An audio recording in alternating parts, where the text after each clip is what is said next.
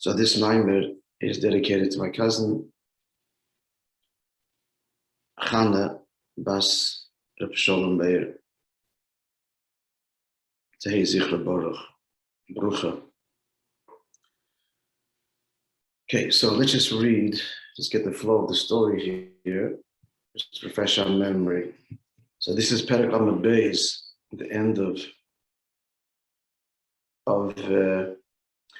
Parshas Matos. So the descendants of Reuven and Gad had a lot of livestock, and they saw the land. This is on the east side of the Yarden that was good for livestock.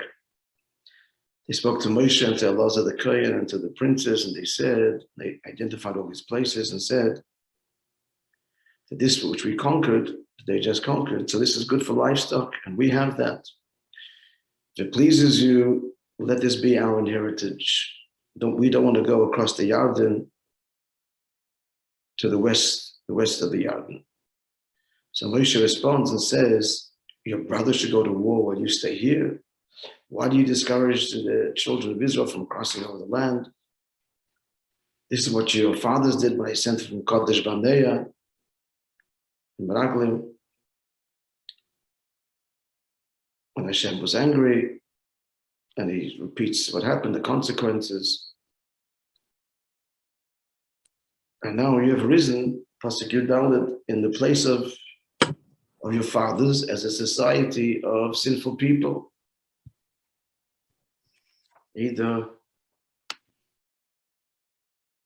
Yeah.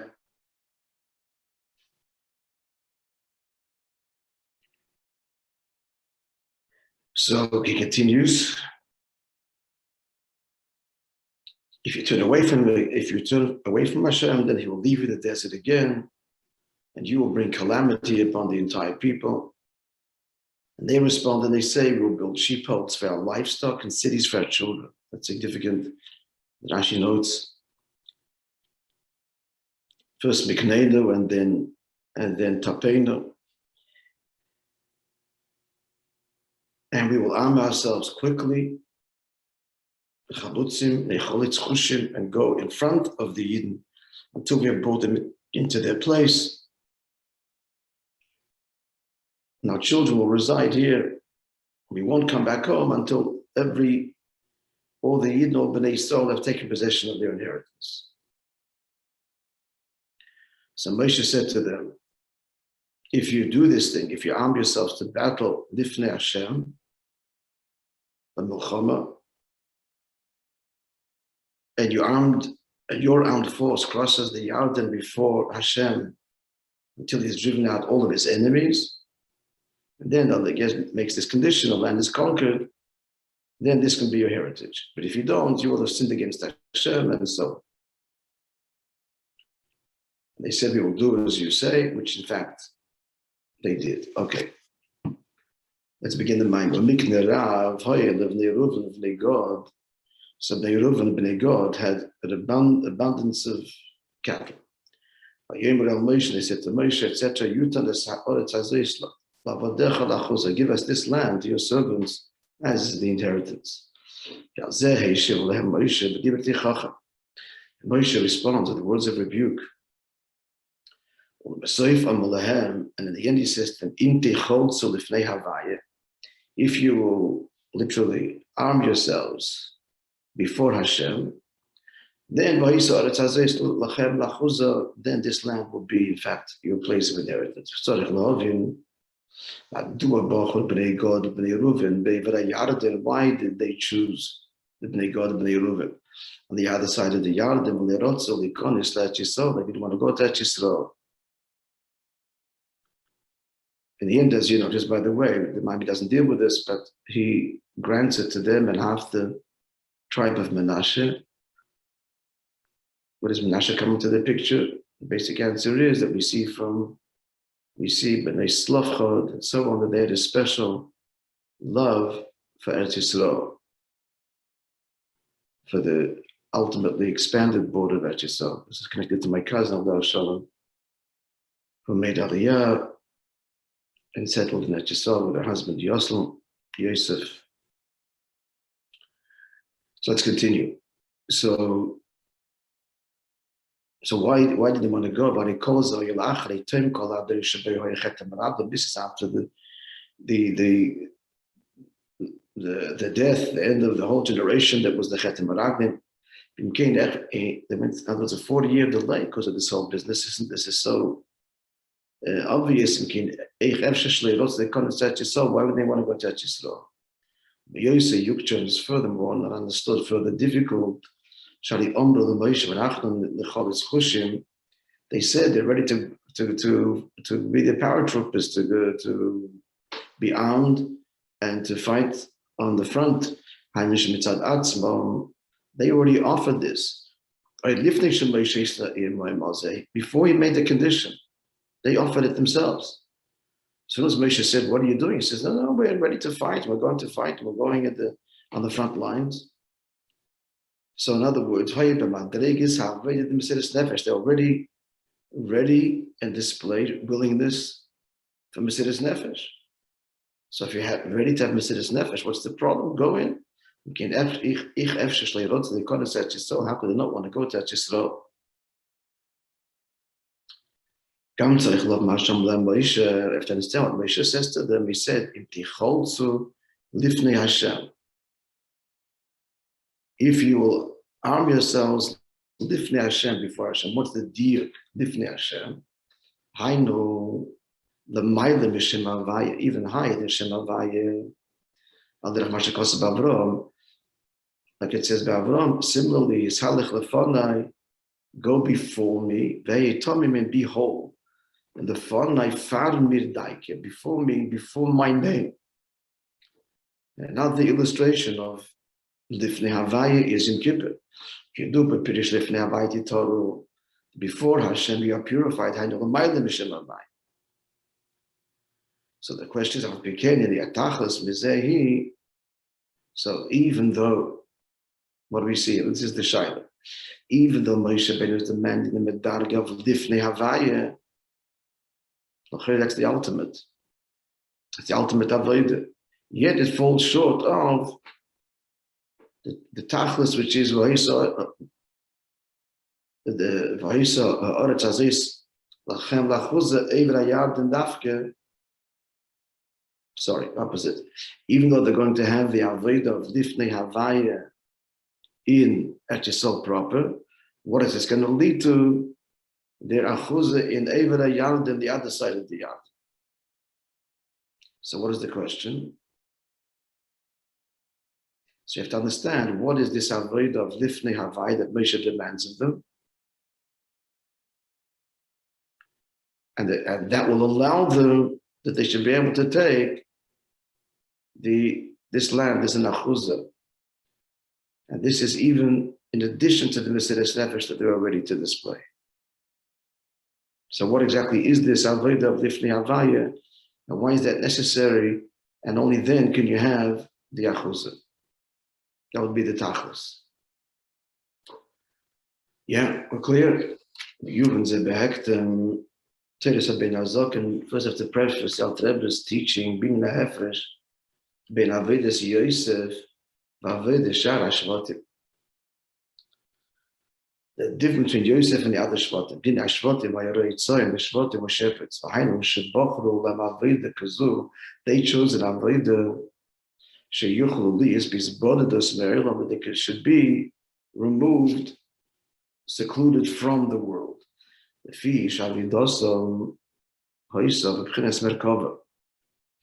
Their Aveda was the Aveda of Merkava, which is bottled to its writer, to the Likus, Shekol in your name, Hoyo Likus. Their whole lives were Likus, they didn't want to be part of the world, because they showed them the world shouldn't disturb them, Lias Merkava Likus, to be, and Merkava to the Eivisht. That's what they chose, to be shepherds. Omnam, Yosef Ayeshalet Beretz Mitzrayim, Yosef ruled over Eretz Mitzrayim. And more, and even before that, he was involved in matters of the world. When the pasuk says that, and he came home to do his work, his two perushim, One of them is the Mivdak Bekisve Chushbene, to examine the calculations, the records, the business records, which he was in charge of, the accounting. And so he was involved in the world of business. He was not at all distracted by Inyani of the world, and even as he's in the world, he's still a merkava botla keli to likus. Understood the great distance between him and the other Shvatim. That's the mean they didn't recognize him, meaning they could not fathom that someone would be a shalit, a leader in Mitzrayim, and that's going to still be Yosef. They didn't recognize him, they thought he was Ish Mitzri. They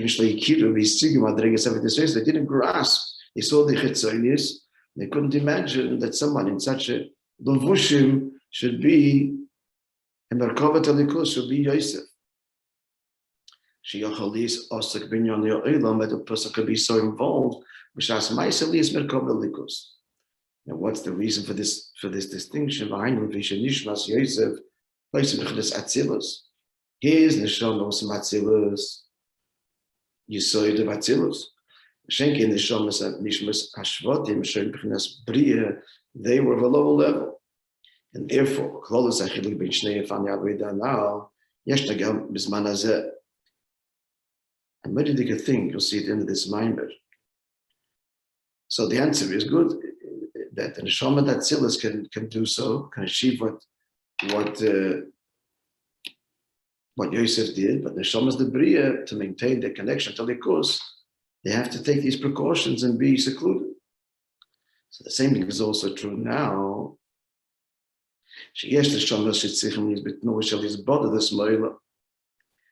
Neshamas, it can remind me of a story with the Satmar Rebbe. I told you once. So there are those Neshamas that have to be separated from the world. As lofty as they might be, but nowadays they're certainly not lofty in the Neshamas Hashvatim than the Shvatim Neshamas the Bria. And yet for them, for them, matters of the world, the worldly matters are distraction. So therefore, to remain Shem Torah Mitzvah, you have to be in seclusion. You have to create insular communities. Yes, the Neshama is Yosef Ba'ila, that Neshamas can be more in the world. Al derech Neshamas Datzilis. Say Ruven Hatam Shbnei me Ruven that also the Konis Lord that they understand. That's why they didn't want to go. Kivin Sheret Tzoyim Hayulav David Osem Chlis Merkava. They wanted to be a Merkava. Even though therefore they knew that to be in the world, they didn't want to stay in the midbar. The midbar was mamar secluded. That was the Chetem Baraglim. So they wanted no shaykhs of the world. They do want a shaykhs of the world, but they want a protected shaykhs of the world. And that is Reyitzor. Therefore they chose, like the other Shvatim, Bisman Yosef, many decades earlier, hundreds of years earlier, they chose to be Reyitzor. Therefore, to get your inheritance in a place where there's pasture, they won't have to deal with commerce and so on. They should have the least involvement. In Yiddish, was wenig haben zu tun mit Gashmis, the limit, the lesser amount possible to have to deal with the physical world. However, the emphasis in when a person is involved in the physical world is lessened and is marginal, one cannot reach the virtue. That happens when we are involved in the world. This is the benefit of the previous mind.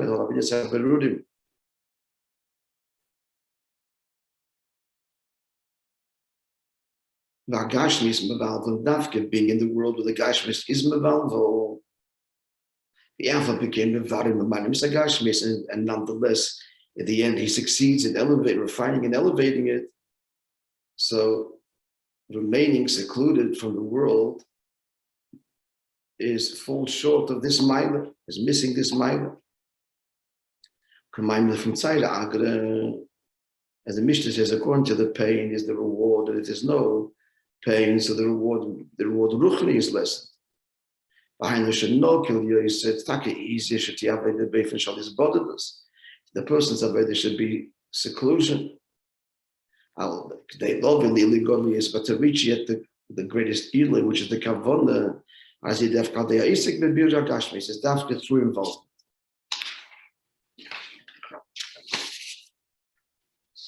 Conclude the mind of Azeh Omaleh Moishe.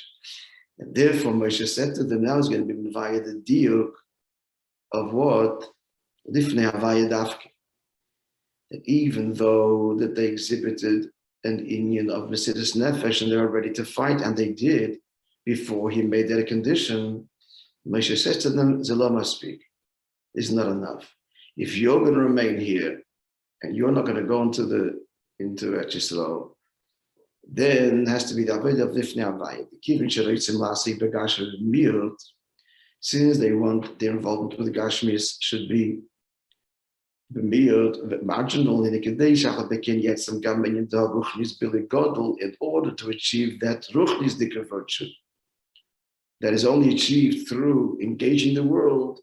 Kamei kasher iskim b'birra Gashmis, so yesh tzedek b'avodah miuchedes. You can't just be botheredus, but their gufa has to be a special avodah, and that's what he said. Shezoi avodah the lifnei havaya, which means shilamayla mekam avodas Mesidas Nefesh. It has to be even higher than Mesidas Nefesh. He's not meirich. He's not meirich, and we're not getting a footnote. It could be the vision of my modern deal with this, but basically lifnei havaya means bittul b'mitzias, not just bittul ayesh. Mesidas Nefesh can be bittul ayesh. You're surrendering of. It's still the self, like not in the previous mind. He demands from them has to be the avodah of Lifnei Havaya. And through this avodah, that even being in even a yarden, that could reach this high level, just like the avodah beretz Canaan, being in Eretz Canaan. Omnam, however, lachari calls that still not the shleimus. It still doesn't reach the mile of Eretz Canaan. Shebo dafkin it the shlemus hakavona the bira gashmis mamish. End of the day, the tachlis hakavona. They're not really engaged in it. So that's what you need and want now, fine. But a kol panim has to be the avodah of Lifnei Havaya, more than Mesidas Nefesh, more than learning your perek 101 times and going against your teva in kedusha. But Lifnei Havaya, complete bittul, meaning to consider the bittul b'mitzias, what the Eibishter's kavana is. That would mean that they should always be aware that their avodah is falling short of the mark. I mean, that's what they're being told. It's part of the avodah. Feel guilty. It's part of your avodah. That's Lifnei Havaya. Eibishter's kavana did it with achtoinim, and you can't, or you won't, or you can't, or both. But at least you should know that you're missing. That could also mean you support those that do, not just initially, but b'chlal, even after the conquering. I'm adding that as perhaps what he means. We'll see at the end of the Maimer, even though the end is missing, we'll see what he says. But let's look at the next medrash. He said the medrash says in medrash, it's a pasuk in Mishlei. The pasuk in Mishlei says, a hurried inheritance at the beginning can be hurried, but the end I get the exact pasuk. The end is not blessed. So Rashi brings there from the Gemara Take. Just look it up here. Mishneh Chaf. I'll read you the pasuk. It's pasuk Chaf Aleph. See, I'll read to you what Rashi says there. The pasuk says, "Nachla mevaheles, Nachla mevaheles b'rishayim." Inheritance may be acquired hastily in the beginning, but the end is not blessed. So Rashi says it goes on. When he called Bnei Reuven, who hastened, they wanted right away to get their share on the other side of the Yarden, and they also spoke hastily when they said, and Rashi pointed this out, we'll build for our cattle, and then we'll build cities for our children, because their mind was on what they wanted to do here. And they made the main thing, the Iker Tafel, the Tafel Iker. They put the flocks before the children. So the pasuk says, why? Because they were exiled many years before the other tribes. He brings the psukim and the medrash that they were exiled before the Aseres HaShvatim, the rest of the Shvatim. That's what he says over here. He said the medrash shenachla mevaheles b'rishayna, that a nachla that comes hastily. At the beginning, Koyal b'nei God b'nei Reuven. She said, "Al derech elam hatoyo." This is elam hatoyo, which is not integrated. It is b'kelim, integrating in the world, and therefore they shattered, and they were exiled earlier. V'ila kavani b'elam hatikun dafka. The kavana is elam hatikun oiris, fusing with the kelim and the beard of the kelim. That's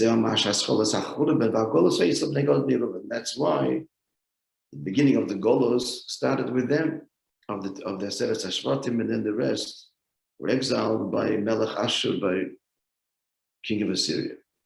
Now he wrote again, this is 1961, friends. And the Rebbe is, toiling mightily to shlichus, that Chassidim, that Yungalite should go on shlichus. And the lesson is not like those that make a mistake. Shemutav lem is dagi b'dalad amisayim, that they want to stay in their 4 amas. Why they have to go to a distant place? They have to know. It's easier to remain in the dalad damas b'kavokim ein zu tachas kavon. Ala kavon l'nseh b'shlichus l'mokim rochik. And the hafitz of mayonis chutz to go to a distant place and to spread mayonis outside, and the end of the mind is missing. So what comes out here is, he said, how did it start? This whole thing, right away, in those days, he said that nowadays too, there are those that need to be, they need to be in a protected environment, just like the Shvatim. They were neshamas de bria. Mashenkin Yosef neshama datzilus. That's why it could be a shalat and that it's Mitzrayim. So what does it come out? Instead of saying here, without saying it, that going on shlichus, takayur neshamas de bria, lower. And b'derech hateva, that's, the Yiddishkeit to survive and chinuch, etc. You need to have a very protected environment. But he's saying that going on shlichus is connected to Elam Atzilus. You get the Rebbe's keiches invested in you, and therefore you can do that which is really beyond you. That's what's implicit here. And the end will be better. The end will be better, yeah. So I told this a story with the Satmar. I told you I heard from